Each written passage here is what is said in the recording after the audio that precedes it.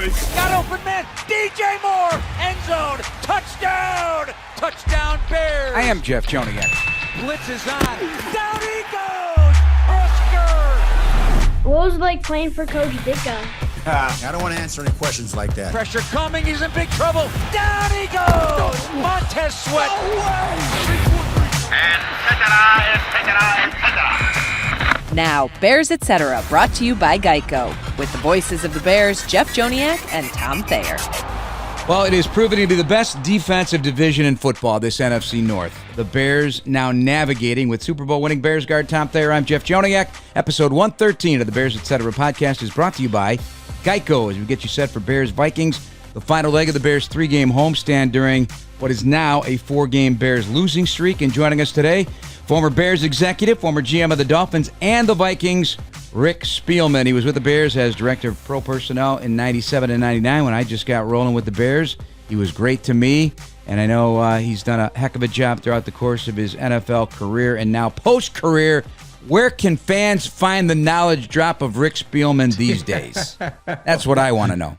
Yeah, all of a sudden I'm a lot smarter than I've ever been in my entire life. You make no mistakes. Yeah, well, back in the 90s when I used to come to that trailer to do the pregame show with you, they still have that trailer? No, that thing's been put to rest. Sundays. That's been put to rest.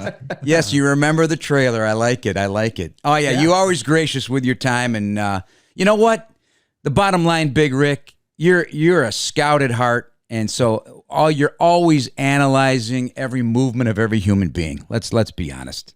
Yeah, well, I'm doing a lot of work with CBS. We do have a podcast with the first pick that is very all draft related. In fact, we'll have a mock draft coming out tomorrow. Oh, my. We did a thing yesterday that was interesting. Do a lot of different things.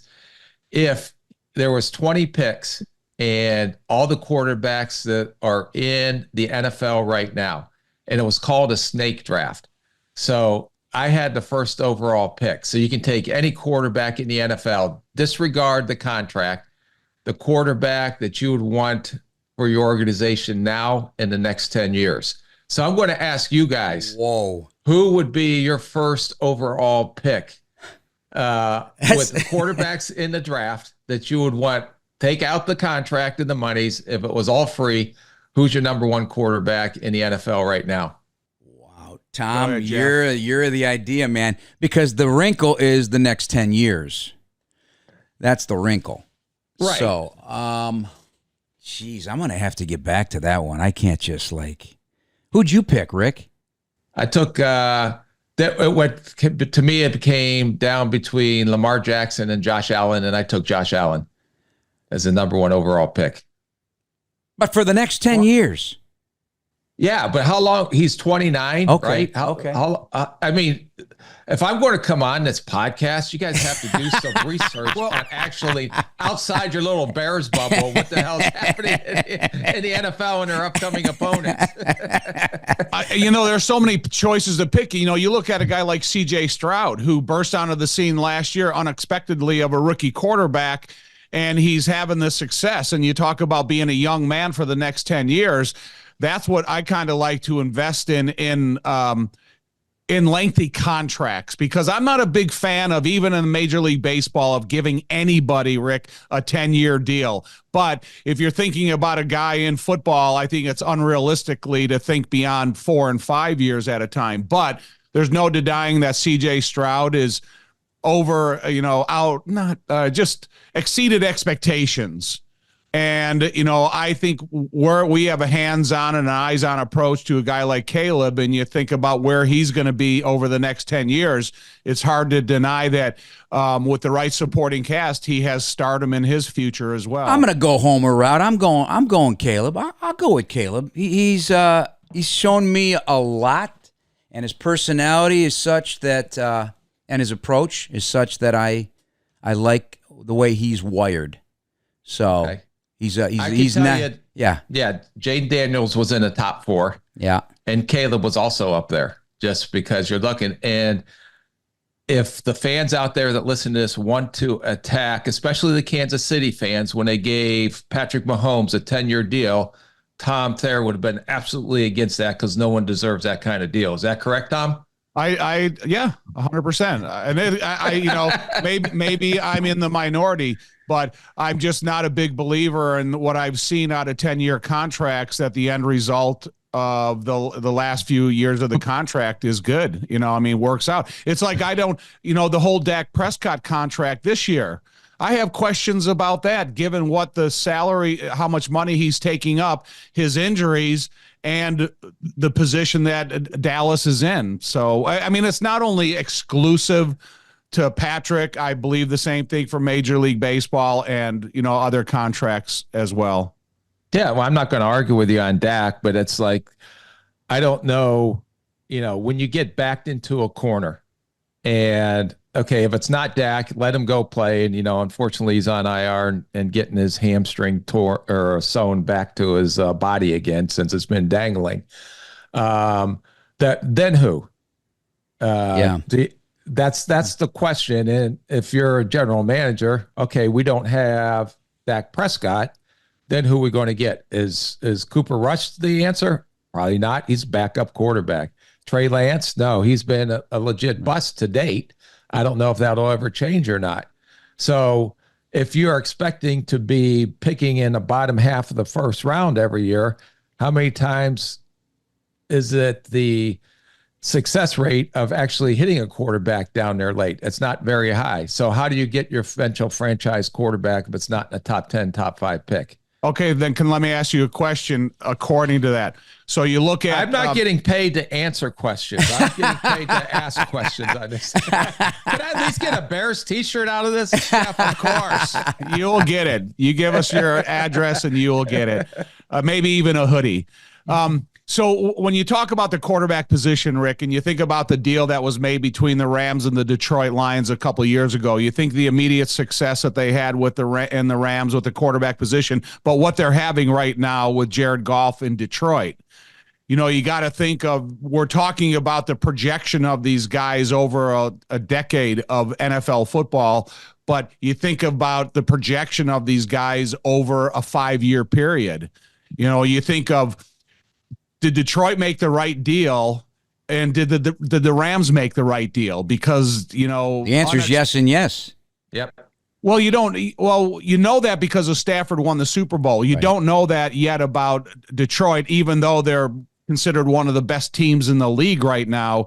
It's still kind of a wait and see situation for them. Rick, the big thing is that people that are like yourselves, that have been in that chair in the general manager's role for more than one team, which is also rare. That is rare that you were able to do that. It's reputations, it's decisions, it's throwing good money after bad, it's taking chances. The quarterback thing is crazy. It's crazy what happens during this process of the dominoes that fall as teams try and find that guy or try to convince themselves they have that guy. It is the biggest mystery in sports. Followed closely, in my opinion, by finding the offensive coordinator that's going to be there with them for a long time. Because to me, and I said it time and time again, and maybe I'm off base, it is the hardest person to find in sports is an offensive coordinator. I would say this, that marriage between the quarterback and offensive coordinator is why guys are bust or failures, why the team's having success or not having success. Why C.J. Stroud, and I had an opportunity to sit down and speak with Bobby Slowick last year when I was a part of the Commanders' search for a GM and head coach. And just listening to him and how he handled C.J. Stroud. Now, C.J. Stroud has had some struggles this year. I know everybody, just like everybody else, they have some injuries, but there's no question it was, maybe one of the best rookie quarterback years that we've ever seen, the way CJ played last year. Now you're watching Jaden Daniels and his marriage with Cliff Kingsbury. And I think it is what these guys really understand is what these quarterbacks are coming in, what they can handle from a capacity standpoint. How do we minimize their rookie year? I'm saying their rookie year, all of the pre-draft or the pre-snap decision-making things that have to go on. How can we get them to go out there and play fast? And I talked to a couple other offensive coordinators last year. And the one thing that was common theme on guys that have success, two things I would say, is that they really start from square one. Like CJ Stroud last year, and just me watching the tape on him. First game, he was trying to do too much. So they peeled it back. Okay, we're going to have just 2 or 3 protections. And then this is going to be 1 read, 2 read, get the ball out. And then as he got comfortable and started to master the offense, they layered it on as the season progressed on what he can handle. I'm seeing that with Cliff Kingsbury, with Jaden Daniels. And knowing how and just being part of that, knowing, what Cliff's thought process was on how to handle. I didn't know they were going to take Jaden Daniels, but how his process was on handling a rookie quarterback. The other thing that I think is critical, and Tom, you would know, Jeff, I'm not disrespecting you, but the last time I seen you with a football helmet on, I can't remember. So Halloween pictures as a toddler. But it's like offensive play callers, to me, that's an art. Because when I watch Ben Johnson and he is calling this play to set up 2 or 3 plays down the road, and it seems like there's a rhythm, there's a reason why he's calling a play on 1st and 10 to set something up 2 plays later. Other guys just look like they just look at their cards and are just calling a play without any rhythm on a card or on their play sheet. So I think that's an art in itself on these offensive coordinators, the Sean McVays of the world, and I think Kyle Shanahan's of the world really do a great job calling a play to set up the next play 2 or 3 plays later. All right, Rick, I have a kind of continuance question about the quarterback position and it kind of thinking outside the box and the way the approach to the development of the quarterback position years ago. Is the J.J. McCarthy injury a blessing in disguise? Because you're not forced to play him with such immediacy. Now you have a chance for him to sit there and learn a system, learn the terminology, learn a little bit about NFL life, even though he's rehabbing from a really not a significant injury, but something that's holding him out for the year. Yeah, and he just had another surgery, I think, recently to correct it or to get some scar tissue out. But I do think it's a blessing in disguise because they're not being forced to go in there. Bryce Young looked overwhelmed last year. And he, the last 2 weeks, he's won 2 games. Is he where everybody thought he was going to be? No, but is he improving? Yes. So I do think that's sitting out a year. Patrick Mahomes sat, you can go down the list. Aaron Rodgers sat behind Brett Favre. Jordan Love sat behind Aaron Rodgers. That I do think there is a benefit. And even if you take the Jordan Love situation where he sat, I think 3 years before he came in and he was a 1st-round pick, you still have to go out there and get that game experience too, because last year he was lights out the second half of the year compared to the first half of the year. And I do think that the coaches get to understand what he's comfortable with and what kind of offense they can run underneath him, which may be different than the last quarterback they had. So, but I do think it's a huge benefit probably for all these rookies to sit. I'll be interested to see Michael Penix Jr. because they took a different approach, still taking a quarterback with the 8th overall pick and signing Kirk Cousins to a big deal. But is that going to be a huge benefit for Michael Penix? And I think sitting a year, even though fans don't want to hear that, owners don't want to hear that, no one wants to hear that, maybe it seems like a better result when you give them time to develop. We are brought to you by Miller Lite. Tastes like Miller time. Celebrate responsibly. Miller Brewing Company, Milwaukee, Wisconsin. 96 calories and 3.2 carbs per 12 ounces. It's a great discussion. We could talk all day about it. And my big, and I don't want to belabor this because I do want to get into the Bears and Vikings a little bit. Why not? What? I understand the salary commitment in 4 or 5 years is significant to the quarterback, and I guess that's the big reason you have to play him right away. But it's not always to the it's rarely the positive. I mean, so why not? Why can't we go back? Why in the NFL? Because wait, it's not. Let me ask you this. Why in the NFL do we think that what used to be cannot be again?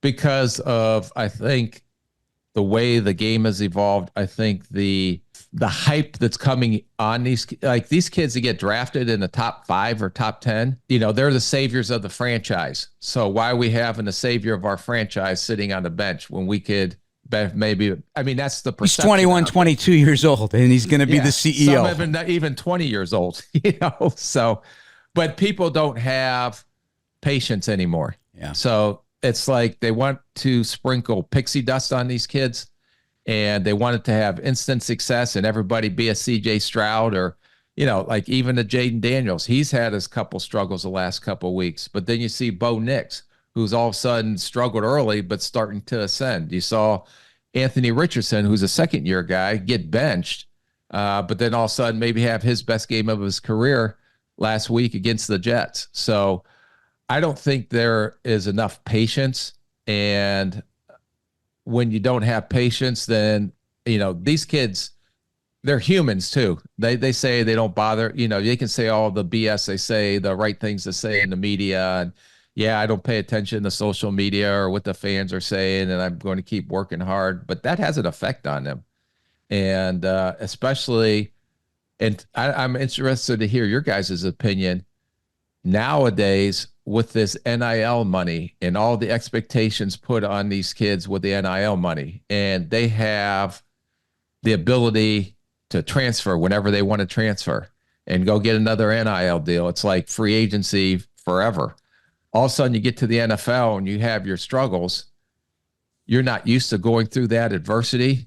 How mature are these guys in handling the adversity that comes their way? And I don't know if that's because they've always had a way to bail out, with a transfer. If I'm not playing, I always look at guys now coming out that say they didn't transfer and they played behind a guy and they stuck through it. And, they could have went on and probably started somewhere else, but they stuck to it. And to me, that shows them at least going through some adversity and coming out on top. Tom, that's always been one of your worries once NIL took root, right?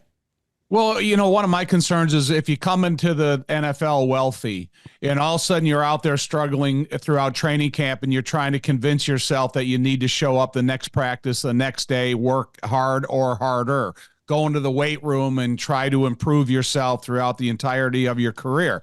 But then you have this thing, I've already made so many $1 million. I can have a comfortable living with what I've already earned in college. And that's what Dick always used to say is I don't like rich football players. And sometimes that's kind of the struggle of convincing yourself that you need to go out there for the next practice. And I always tell the story, walking out of the locker room at 11 years into Walter's career, I asked him, Walter, give me some words of inspiration. Why are you still so great? And he snapped his helmet and he says, because I'm not rich. And we walked out the door and we went out and played the game. So whether it's 40 years ago or 4 months from now, there's a different way that you have to convince yourself that what you're up against is as important to you. So that's part of the NIL money concerns. I'll just say this on the NIL stuff is that I do believe that these players deserve to get some kind of financial reward. Correct. For them, their name, image, and likeness out there, because those colleges are making a lot of money off of them, to be honest with you. And look at I can't imagine with the college playoffs for the first time this year, what kind of financial packages that is going to bring into these colleges. But where you can try to figure that out, and I try to allude to it a little bit earlier, is that if a guy is hopping because he cannot handle adversity, is always looking for the best opportunity. Now, sometimes a guy will leave because whole coaching staff comes in, and just like the NFL, they want to blow everything up and get their own guys in there. But that's part of the pre-draft process, in my opinion, if trying to dig down and find out, why does this guy play football? Is he playing for the money? Because if he's playing for the money, then you probably got the wrong guy. Is he playing because, and I hate to sound old school, but, I am. Is he playing for the love of the game? Does he love the process? Does he love going out there and competing? And the money is just an added bonus to it. So if you can find guys like that, to me, I don't think that NIL affects those guys because they're playing because they love the game. But I also understand your point, Tom, is that guys that are out there, because they're not rich and they're trying to fight and scrap for everything they can make, then I can understand why you'd want one of those guys on your football team. But what happens if one of those guys get, fought and scratched, and all of a sudden now he's got $100 million deal? Does he lose his edge? How do you find the edge on these players and what makes them tick is what I'm trying to say. Well, you said it, for the love of the game. Yeah. You got to love it or else you can't do it. It's an impossible occupation if you don't love driving to the facility every day and going through, what your daily requirement is. We're brought to you by PNC, official bank of the Bears. Rick Spielman, what has impressed you about Caleb Williams? I really like Caleb. I think he's going to be a franchise quarterback in Chicago. I really do. And you saw a little bit of it this past week. You saw his ability to make plays with his legs, which seems to be a critical part of that position now. What I think you saw in some of the earlier games that I have been able to watch and evaluate is that the offense just never, since the London game, I would say the London game that looked like a legit big time offense because you had all your playmakers making plays, but all of a sudden it was like, it wasn't smooth or fluid. It just didn't look like anything out there. And I think sometimes Caleb presses too much. How quickly is he getting through his reads? A lot of these colleges, even these quarterbacks coming out in this year's draft, I'm sitting there, and the two top right now are probably Cam Ward and Shadir Sanders, because Carson Beck kind of fell off the cliff until last week against Tennessee. But they get away with so much in college. I mean, these guys are holding the ball 6-7 seconds, and they're better athletes because they could just run around and wait till someone comes open. It's almost like, back in the day, Tom, I don't know if Jeff ever played backyard football. I'm sure you had to. Come on. Point in your life. I'm a legend on the field. I'm a legend in the parks. Yeah. Go down there and find the mailbox and do a hook route, and then I'll run around for 10 seconds and try to find you. So just keep working back. Just so everybody knows, I enjoyed playing the middle linebacker position when we did the no helmet football in the park after school. And you were all state? I might have been in my own mind. I might have been in my own mind. I just think they have to learn how to play quarterback in the NFL. And when guys get uncomfortable, they always revert back to what they had success. Well, that success in college is not going to happen in the NFL because there are some pretty athletic dudes on the other side of the ball that you're not going to be able to use your speed to outrun or, out athlete them, if that's a word. But we can, since I'm talking to two football guys, I can use out athlete. Yes, they'll understand what I'm saying. Rick, you think of the line of scrimmage against the Minnesota Vikings. It may be something that Caleb Williams has never seen in his lifetime playing football. And you talk about this last week's game and the immediacy of either running beyond the line of scrimmage or getting the ball out of his hands to his playmaker. What do you think that that type of atmosphere is going to be like for a rookie quarterback against an experienced defensive coordinator? Yeah, this one's going to be interesting because the one thing now that Thomas Brown has called a game, so at least they have some kind of feel for the type of game he's going to call. And I understand the game plan that goes in, and every game plan is different. But I imagine with the way Brian Flores' philosophy is, they're going to bring guys from all over the place, or it's going to look like they have 8 defenders on the line of scrimmage and it's going to be an all-out blitz, and all of a sudden only 3 are rushing. So I think that the hardest thing for Caleb is going to be, he's going to see a defense that does a lot of disguising and a lot of the things that he may have not have seen yet this year. So it'll be interesting to see what is the offensive approach to this week's game. Is it going to be try to establish the run? And thank God, and maybe I'm not, because I don't see every Bears game, but when you give the ball to a Roshan Johnson, why you weren't doing that earlier is beyond me, because I think this kid's a very talented back, a big back that can run between the tackles, that is a great 1B type back that can wear down some defenses. So I'm anxious to see what approach they take with Caleb, especially with all the different looks that he's going to face. But it's going to have to be something that's simplified so he has the answers before the snap. Here's my why question to both of you. why are teams throwing the ball at the highest rate in the NFL against the Vikings and running it the lowest if you have this kind of threat at the line of scrimmage? Well, I just real quick. I believe that if you're confident in your protection, you know exactly what direction that you're taking responsibility for and what the quarterback has to see. If you get beyond that line of scrimmage, there's some open territory to run. So I think it is you have to attack it because you can't exclusively run the ball. I agree, Tom. And the one thing that if they can't get to the quarterback, if the Vikings can't get to the quarterback, they do give up explosive plays downfield because I think their corners can get exposed because they play a lot of man coverage behind it or some kind of concepts behind it. But with the pressure they're getting on a quarterback, that's forcing turnovers. And if you can run the ball, at least that takes some of the pressure off the young quarterback. But the reason why people are maybe throwing the ball so much on the Vikings, one is because they may be behind and they have to throw the ball, especially the way the Vikings were playing early in the season. And two, that I believe that teams know that if they can protect, there are some explosive plays that can be made on this Vikings defense. Good news, Chicago. United Airlines is getting brand new planes with all the bells and whistles like Bluetooth connectivity, screens at every seat, and room for everyone's roller bag. United, proud to fly the Chicago Bears, and you too. Rick, you have about 4 or 5 more minutes, or do you got to go? Yep. Okay. No, I'm good. All right. Yeah, to your point. Especially if I get a hoodie. Now, if it's just a T-shirt, I'm out. We got to talk to Team Med. We got to talk to Team Med. We'll get it. So, to your point, Minnesota is the highest scoring team in the first quarter in the NFL. So, yes, teams are falling behind. All right, I got to give you your props because you've drafted a lot of great players, Harrison Smith is one of them, and just had another interception. 12th takeaway in the fourth quarter for the Vikings this year, 6 in the last 3 weeks. So they've been able to put teams away as well with their takeaways. I'm surprised he's still playing at this level. He's 36 years old, I think. What did you first see in Harrison Smith? He's been a thorn in the Bears side. Yeah, we first, that was the year that we actually coached the Senior Bowl, and Harrison was on our roster.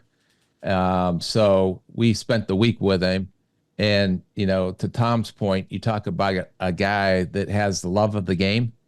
That's the guy that has love of the game. And he may not have been the most athletic safety to ever play in the NFL. I mean, I know when you watched him at Notre Dame, he had, I think his junior year, he had like 7 or 8 interceptions, didn't have as many interceptions as last year at Notre Dame. But at that position, even though you may be a notch below, let's say, an elite athlete, with his anticipation, recognition, and football intelligence, he puts himself in position to make plays all the time.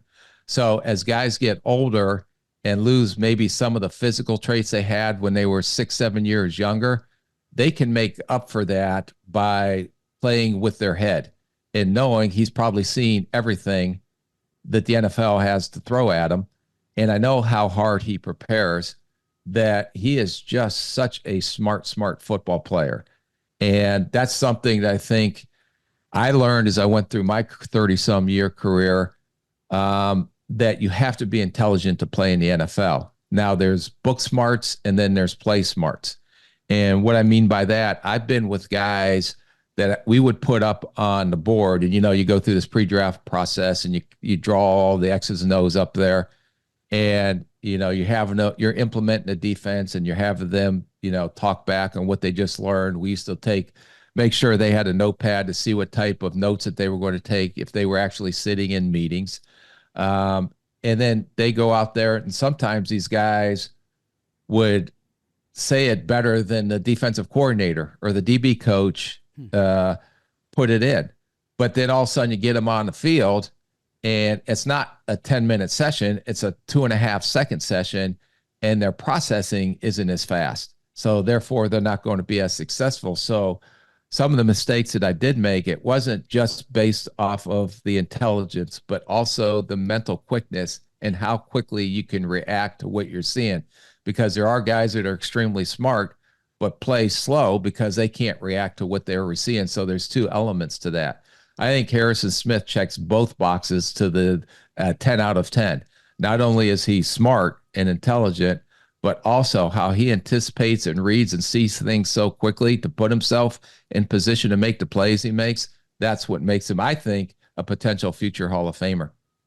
You know, Rick, who is saving who? Is it Justin Jefferson saving Sam Darnold in his NFL career, or is Sam Darnold taking a different approach to successful offensive football and incorporated Justin Jefferson?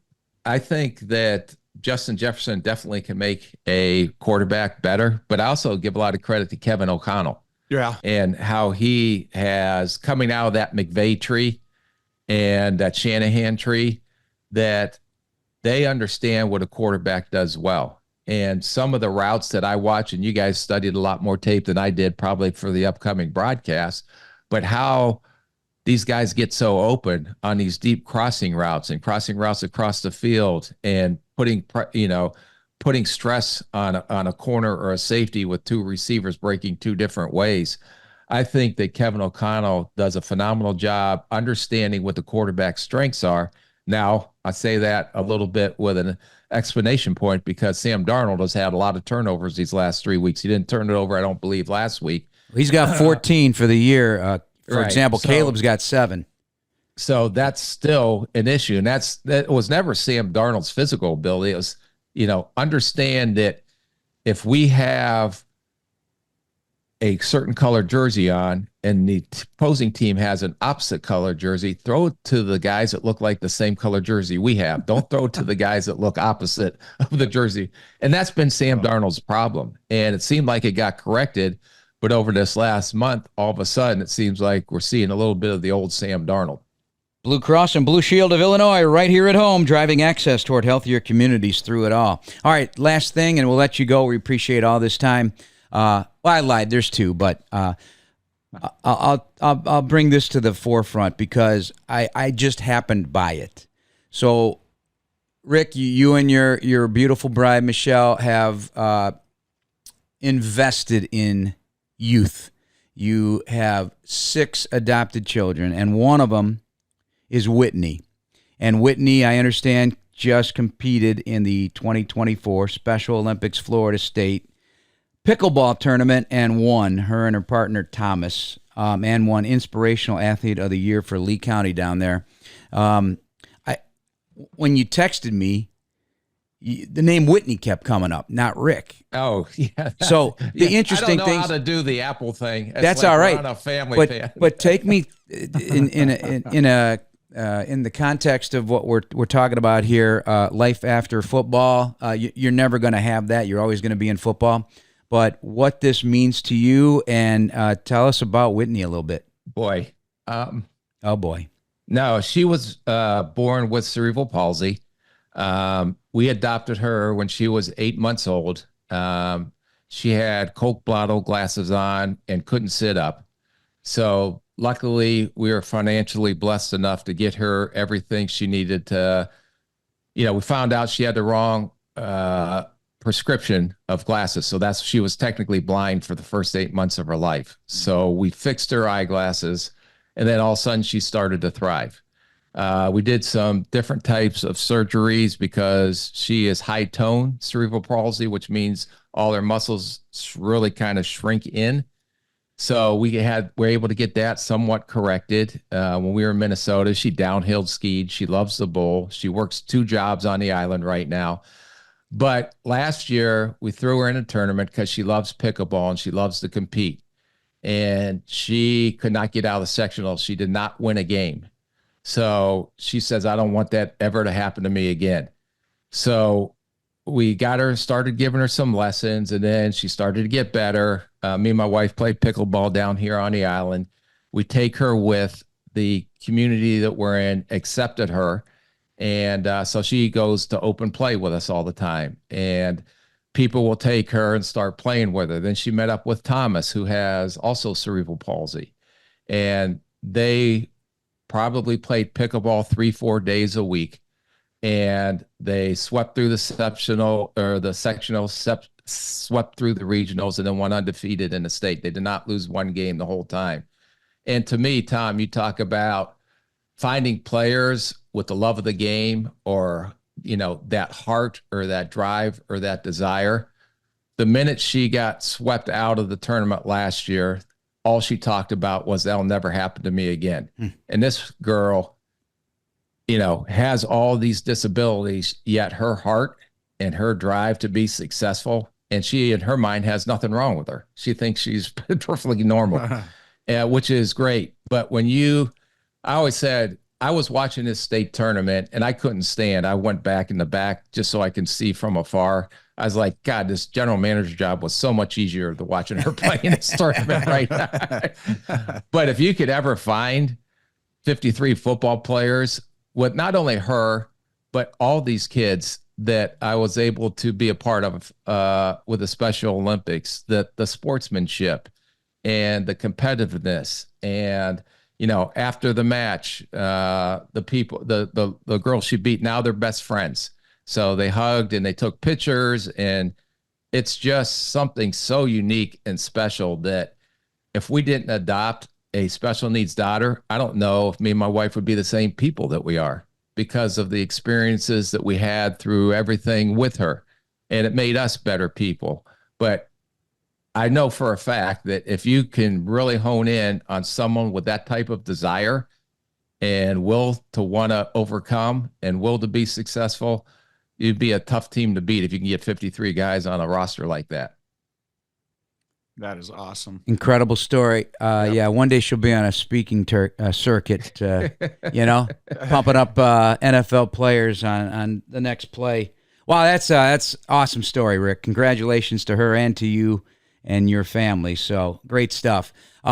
All right, lastly from me, Tom, if you have one more, go ahead. I'll wait. No, I can't follow that Yeah, up. that's hard to follow up. I wish that's the Rick, way to conclude. You almost choked me up. Just real quick, because there's draft nicks everywhere. If you could just drill down just slightly. Strength of draft at this early stage of the analysis. I know guys are already getting invitations to all the All-Star games. And then, where are you at on that quarterback thing? Yeah, I think the quarterback class is a weak class. I think it may be something, like I said, I think right now there's only 2 first-rounders.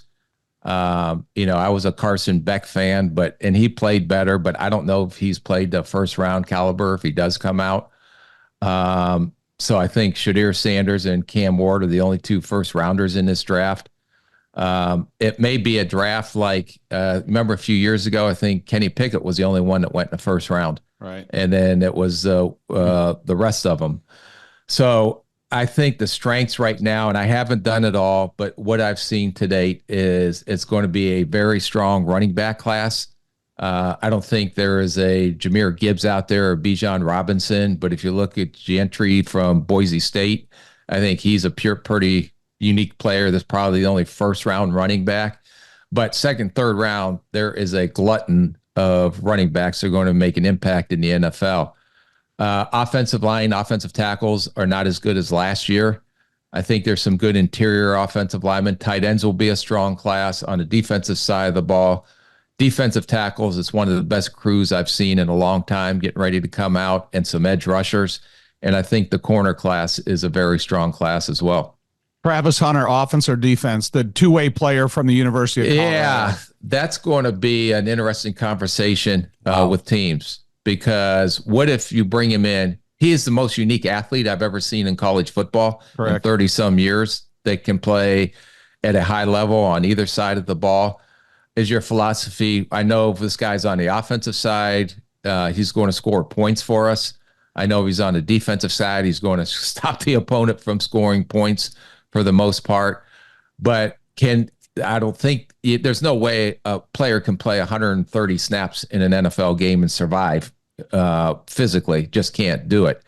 So I think there'll be a lot of teams that see him offense, a lot of teams that see him defense. But Tom, let me ask you this, and Jeff, please weigh in. If you bring this player in, and let's say you're in a top 2 or 3, because I think right now he's going to be the first overall pick, and he says, I only want to play offense, and you wanted to draft him on the defensive side of the ball, do you still take him? I don't. If he's not all invested, I think the defensive side of the ball, he plays every snap. The offensive side of the ball, he's plays intermittently depending upon the packages, the down and distance and stuff. So I need him to be the best, most confident, encouraging player that he can be to draft him.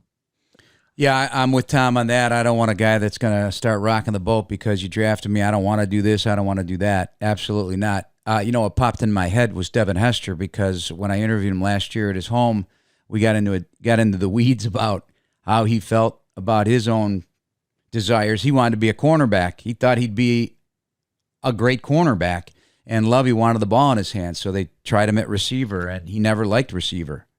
He did okay at it, but he never liked it. And so if I'm investing in the number 1 overall pick, I want a happy player, but he's got to do what I want him to do too. So yeah, a package of plays. It is interesting. That's a crazy. I've never seen anything like it either.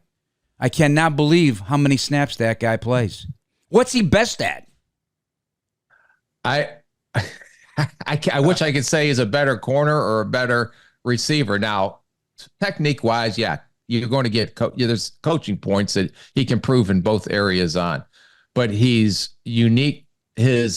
Some of the catches that he makes are just off the chart catches that normal human beings shouldn't be able to make, and the concentration and the ball and the hand-eye coordination. But also I can say the same thing on the defensive side of the ball and the instinctual piece on the defensive side of the ball. I wouldn't be surprised if someone says you're going to play offense, and I don't know how to do this, but you can play, there's packages on defense, or you're playing defense, and we're going to definitely make sure you get enough touches on the offensive side of the ball because you're that unique of a player, and maybe throw in a way to get him touches as a punter kickoff returner as well, because I don't think there's anything this kid truly can't do. Wow. Great story. Great stuff. Rick, thank you so much for all this time. Always good to reconnect, and you know your stuff. You're already ready for the draft. You're ready to roll. Bears, Vikings. Like everybody else. Right. Well, No way. Best to you. Appreciate you so much, and we'll talk to you down the road. Thanks, and thanks for asking about Whitney. That hit me a little bit. Hey, That was listen, awesome. man.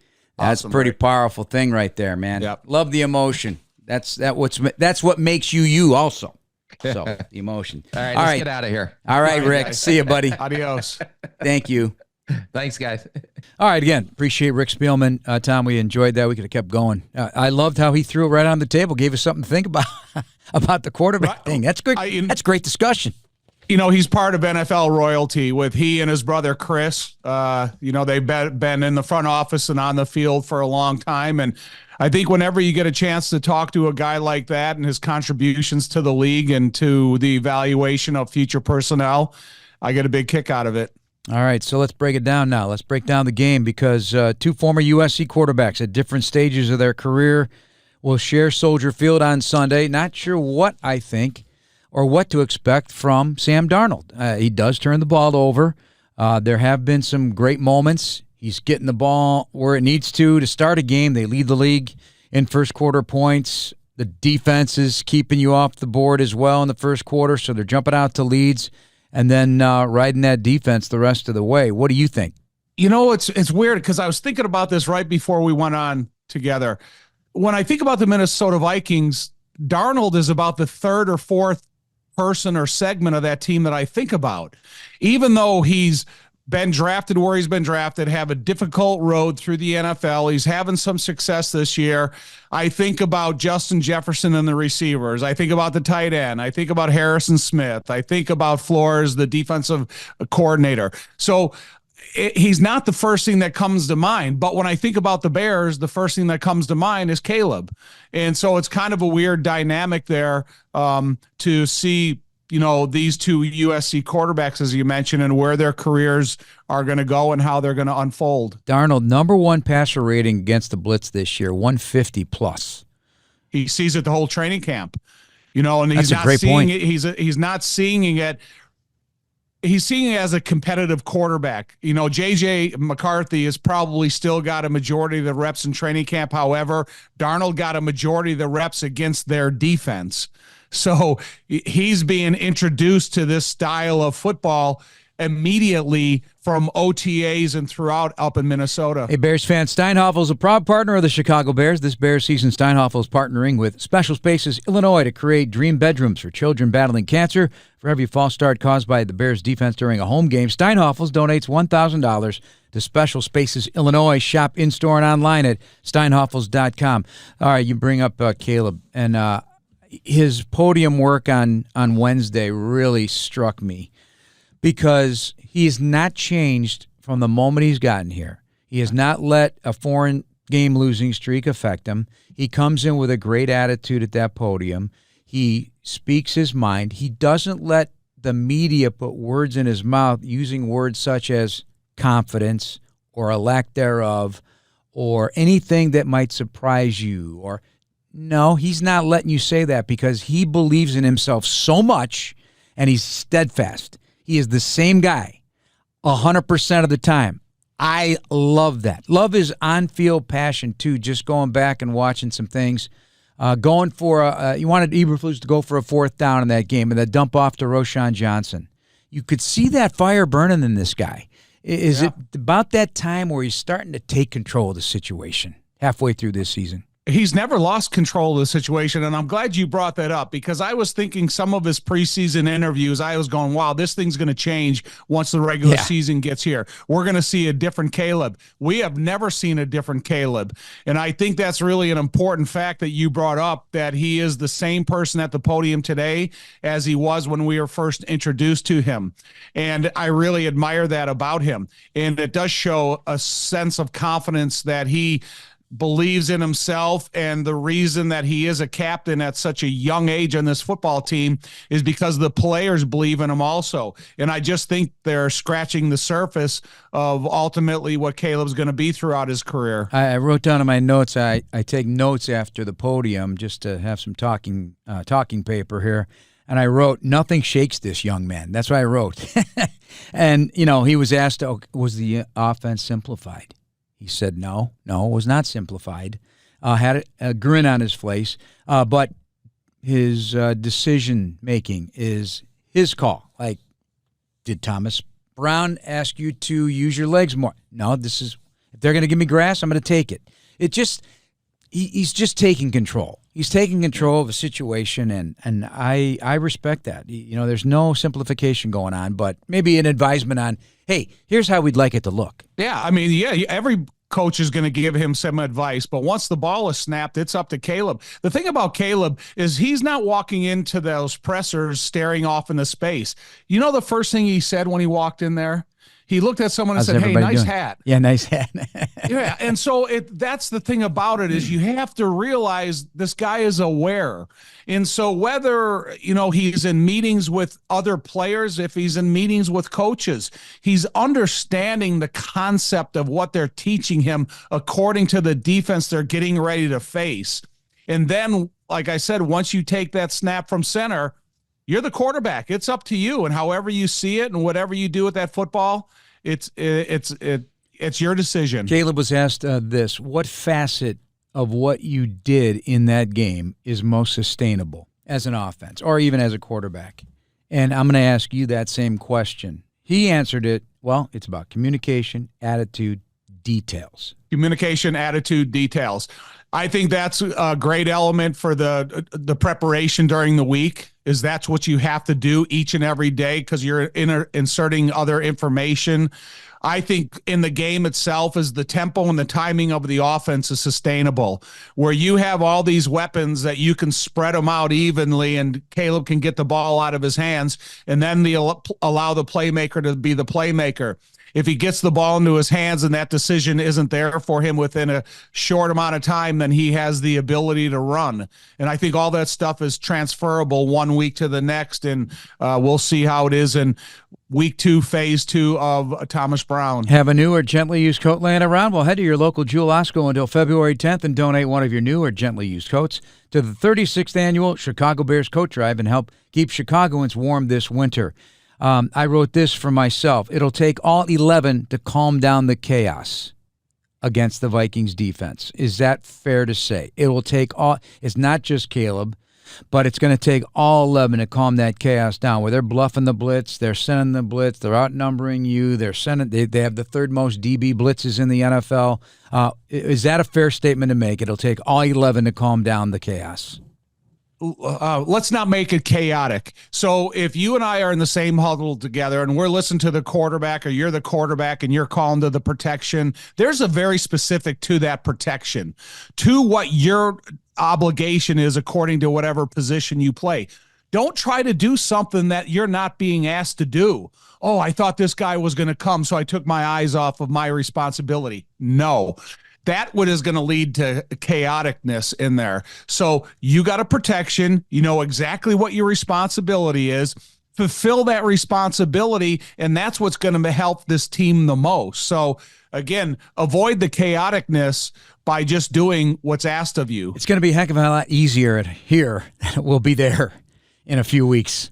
Right? It will, but what you can learn from this Sunday's experience can help you a lot in a couple weeks when you're there, because now they're going to take something from Caleb and they're going, wow, he's getting rid of the ball immediately. We can't necessarily blitz from that third level because the ball's gone. Or else, hey, if we give him this opening in this blitz because we're coming from his right, the left is the opening. So there's a lot of things that they're going to start looking at, as well as what the Bears are going to be looking at for themselves for the first time this year, this Sunday. All right. Vikings have also tied for first, the most false starts in the NFL. That doesn't shock me either. Guys get a little jumpy on the offensive line or any position. They get a little jumpy, and, that's something to keep an eye on. Go ahead. Just let me ask you a question, because you know every stat that there is possible for the sport of football. Do you know the offsides at home and on the road? I don't, because have the thing about it is at home, when you're you're going to be able to hear his cadence. That's the only thing you should be paying attention to. Don't pay attention to any blitz call, any move, or anything like that, because then you are going to be susceptible to jumping. And then if they know they got you, it's coming, man. And it's going to come with more frequency than not. When you play in Minnesota, you really can't hear it because the crowd is going to be so loud that the commands from a linebacker to the defensive line sometimes go unheard. Are we being not you, but maybe me, are we being, just as fans, are we being too dramatic about what we're about to see from this defense and how the Bears have to brace for it? Because, hey, everybody does it. They just do it more. Gosh, no. Listen, they don't do it as exotically as the Minnesota Vikings do. Jeff, we were talking about the Minnesota Vikings defensive line of scrimmage in week 1 of the NFL season, and then week 2, and then week 3. And we're going, oh, my God. And you know the reputation that Flores has from the other games he's played when he was coaching at other sites, and how successful he was there. So, no, you can't overstate what you're seeing. If you are old enough to remember Mouse Davis, the run and shoot, the concept where everybody was going out every single play. Sometimes when defensive-minded people would look at Mouse Davis in the run and shoot, they're going, oh, my God, how do you defend this? This could be impossible for us to defend. And so throughout the course of time, throughout the NFL, there's always a coach that captures your attention by his exotic approach to whatever the side of the ball he coaches. Time for the Geico brings your more football stat of the day, and it just goes back to what I've been talking about in the division. Let's just start with takeaways and points off takeaways, and it's kind of how I introduced the podcast today, but we didn't get into the details with Rick. But so Minnesota is tied for the lead with 21 takeaways. Detroit and Green Bay tied for 4th with 19, and the Bears are tied with Indianapolis for 7th with 17. So all 4 teams in the division, top 10. Takeaway points. Bears lead the way. They're 3rd, 64. Then Green Bay and Detroit are tied for 4th with 62. Then there's Minnesota tied for 7th with 61. That is almost 200 points of takeaways and 100 and, well, let's see, not 100, but 20, almost 50 takeaways by this division. It's no other division like it. What are we talking about here? You talk about a brand of football that's been in the makings for a few years, whether it's the different personnel choices that Detroit has made, the consistent drafting that Green Bay has. Minnesota has, again, the exotic defensive coordinator that they brought in. They drafted J.J. McCarthy. He got hurt. They didn't know what Sam Darnold was going to offer him, and I think they're giving him he's giving them something that was unexpected. And then they got the number one pick in the draft with the Chicago Bears. So you look at some of the stars of this division, they can stand on their own merit, but it's also it's still a young, developing division, maybe outside the quarterback of Detroit. Yeah. Everybody else, and Harrison Smith, 36-year-old safety for Minnesota. The rest of these guys are a group of young men. Yeah, so the total is 49 combined interceptions, 51 forced fumbles, 27 fumbles recovered.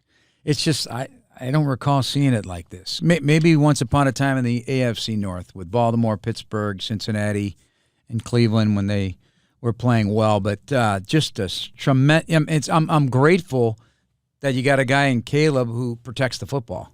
Yeah, and hopefully that continues because they're. Oh, listen, it's not going to change just out of the last half of the season. Also, he protects the football because he's conscious and aware of it. One more. Under this head coach there in Minnesota, Kevin O'Connell, they call him KOC, the Vikings are 24-2 when they win or break even in the turnover margin. So it is their culture, football-wise. Yeah, it is, because you have a defensive coordinator that's that well-respected around the NFL in his time here. But it's also, I think it's something that the Bears defense is capable of. They get on a roll and they get hot. And they get everybody moving in the right direction, and they can get consistent with the personnel on the field. And unfortunately, they've had some injuries that interrupted this year. They got to get back into that takeaway margin. Yeah. Tom, answer this for me. Can a quarterback ever get comfortable with pressure? Oh, yeah. They can become comfortable with pressure because they know that the assets that they have are running downfield, and they have awareness. Who was it? The back shoulder throw to Keenan Allen this past week, and that play really resonates with me because when you start developing back shoulder throws, that means that you're having a sense of communication with your receivers, that they're understanding where they're going, but where the ball's going to be. So it's not necessarily where you need eye-to-eye contact verification and throw the ball. I'm going to put the ball in a spot. It's going to be there, make the catch. And so they can develop a comfort zone with pressure. The thing that you like about them developing a comfort zone with pressure is the defensive coordinator becomes uncomfortable by putting pressure on you. And then that's when you're really in control. So I know it's going to take time here, but you see evidence of it in Caleb's game. And I'm looking forward to seeing that develop. Blue Cross and Blue Shield of Illinois, right here at home, driving access toward healthier communities through it all. Can you imagine the national narrative if the Bears had closed out the Hail Mary game and obviously the blocked field goal game?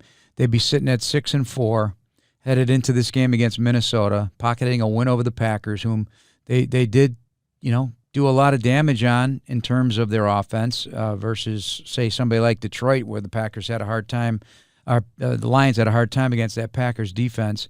And just the fact that Caleb would have driven them in those two situations to a game-winning drive.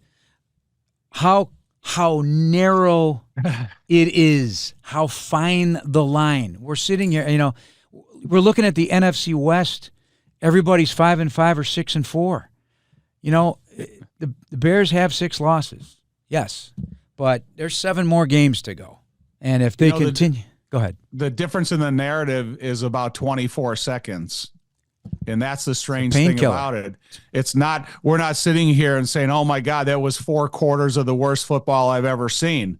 It was, 20 seconds in an unfortunate outcomes.